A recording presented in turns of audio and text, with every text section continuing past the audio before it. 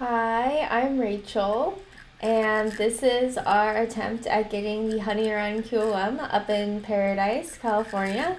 It's a pretty long climb, so just sit back, enjoy the music, enjoy the suffering, and we'll tell you a little bit about the climb as we go along.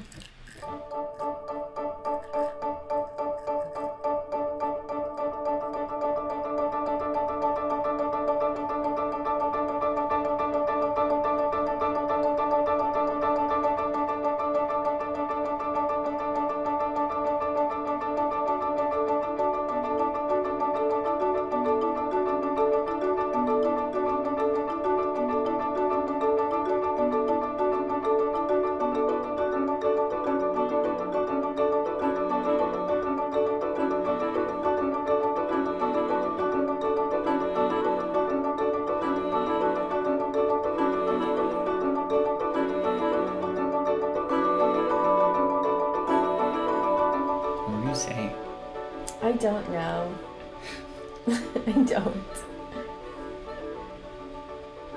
Possibly slow down.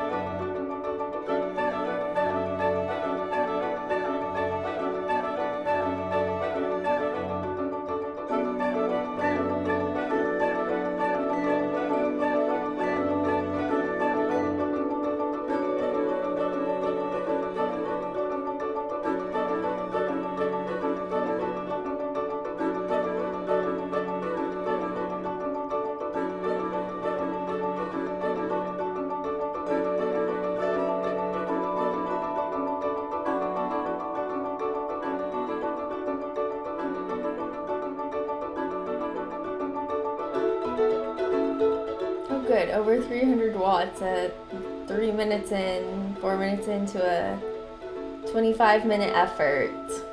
Seems very sustainable.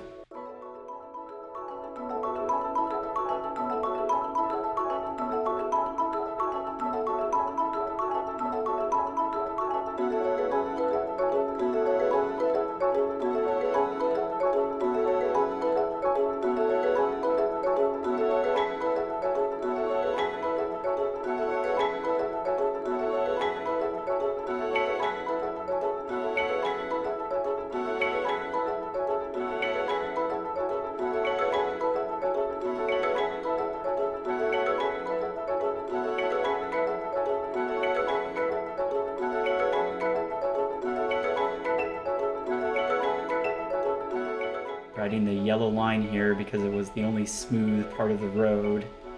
not ideal, but I was watching for cars, and this isn't necessarily a super busy street. No, and even though it's one of the more famous climbs in the area, it's really two climbs. So there's the long one, which we went for, which includes this sort of flatter-ish segment. And then there's one called Honey Run Narrows, which is where the road narrows and it becomes a lot steeper. And that's more of the true quote-unquote climb segment. And that section currently is closed to cars because the potholes are so terrible. And that one is really fast, really hard to get. So we did not get both of them on our quest to take the Honey Run QOM. But maybe one day. They're talking about repaving the road surface at the top, so we'll see when that happens. But until then, Miss Lisa Cordova, your QOM on that is very safe from me. I will not be going 30 seconds faster on that. And we're on that section now, the narrow section.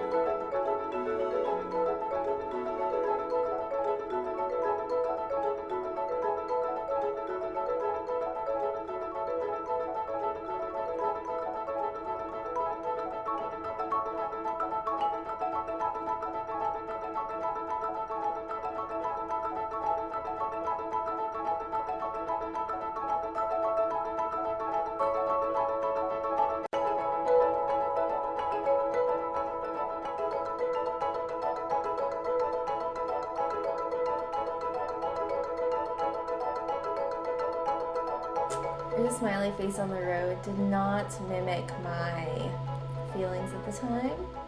You're not smiling here? It kind of looks like a smile. More of a grimace. Before that tree was down there, fun fact, there was a old abandoned car, which I think someone sort of drove off the road on Honey Run, and it was there for a good year and a half, and every time I would come past it, it had deteriorated more. So for a while it had a windshield, and then there was no more windshield. But they seem to have finally cleared it and replaced it with a downed tree, so a little bit better for the environment.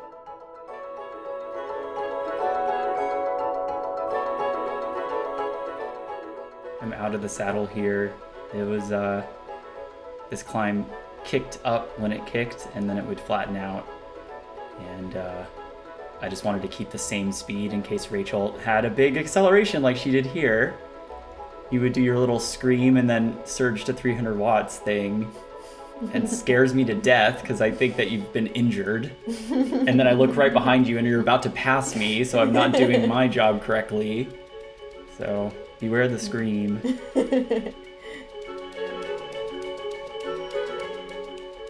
Mostly it just occurred when you were on the verge of dropping me, like in this moment here. As a, reminder, hey, still here. Please don't leave me in the dust. I didn't do an amazing pacing job on this one, mainly because it was so bumpy. And I just wanted to be done. I didn't want to flat. You had already flatted this morning. Yeah, we had a really nice man drive by us, and he actually gave us a ride to our local bike shop where we were able to get our tire replaced. So, just the kindness of Northern California folk. He's also another cyclist too, which helped. Apparently, he had a broken spoke that morning, so he was not able to do the group ride he was planning on doing. So instead, he ended up being the kind soul who took us to the bike shop. Thank you, Steve. Thank you, Steve.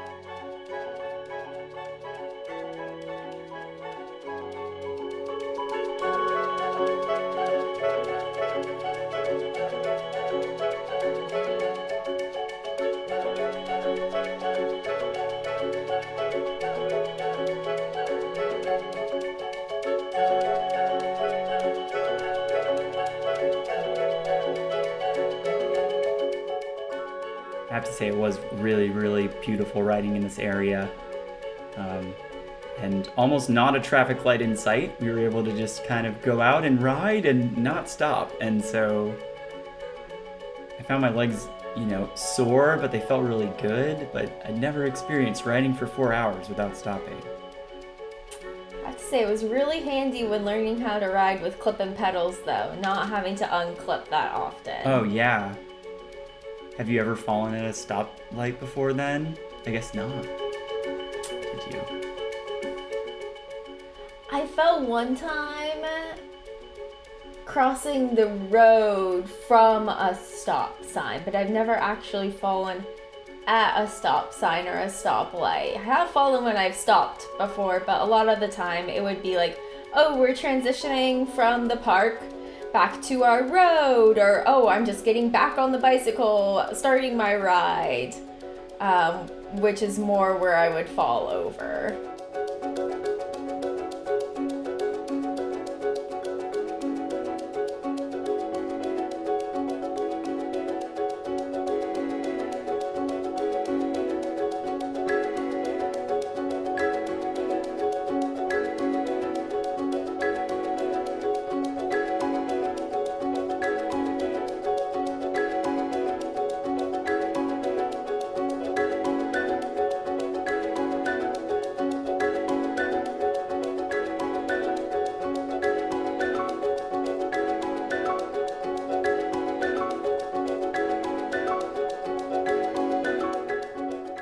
So this is the middle section of the climb, and you can see all of the graffiti on the road, courtesy mostly of Paradise High Schoolers. It was sort of a thing at my high school to go tag Honey Run.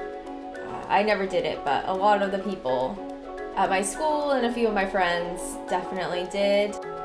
In Europe, it would all say LA, LA, LA, except here it's America, so it's just like dirty jokes and high school stuff. Yeah. So don't look down. very motivational while suffering at, now I have been at 180 BPM for who knows how long. That hiker was very impressed. Or confused. Yeah. So here you can see all of the potholes in the road and where Miss Lisa starts to make up significant time on me. Yeah, I was trying to stay on the inside. Your dad told us that was the best line, and it does seem to be. It was the best line. Yeah, it's the best line. Not a perfect line, but it's the best line. We're just not using any audio from this video because it was just like constantly shaking and clacking because the action camera we have is mounted on my saddle. Yeah, on the inside here.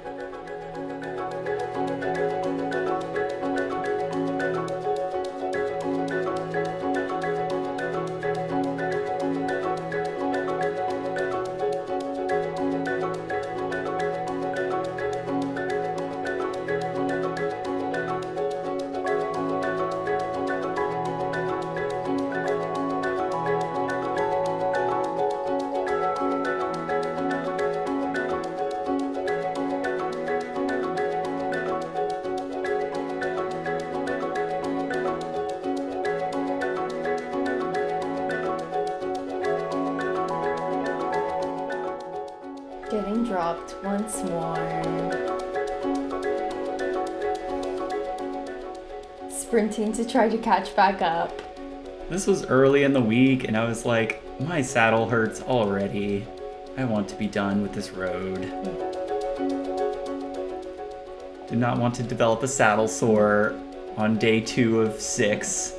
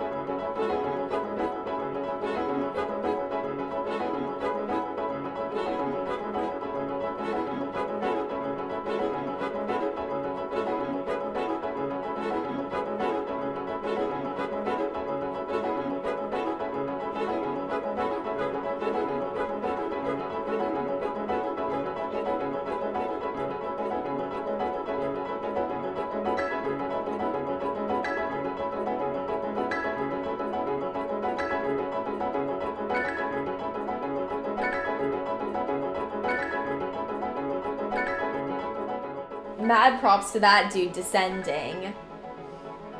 No thank you. One time I had to descend half of Honey Run because I got up to the middle section and then the road was closed, but that was not by choice. There are many other ways to get back down from Paradise that do not involve descending this road.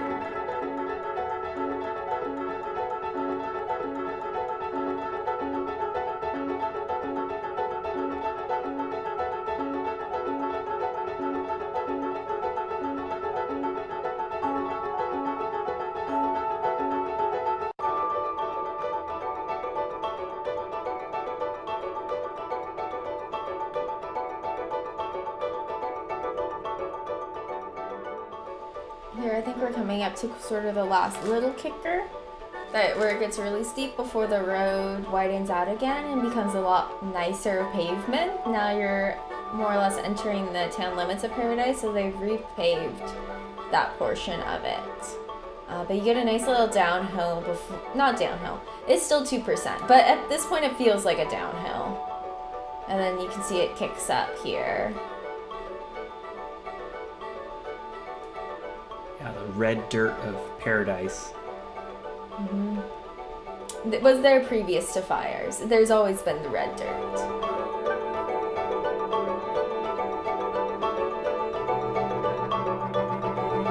Yeah, so you can see the road closed sign there.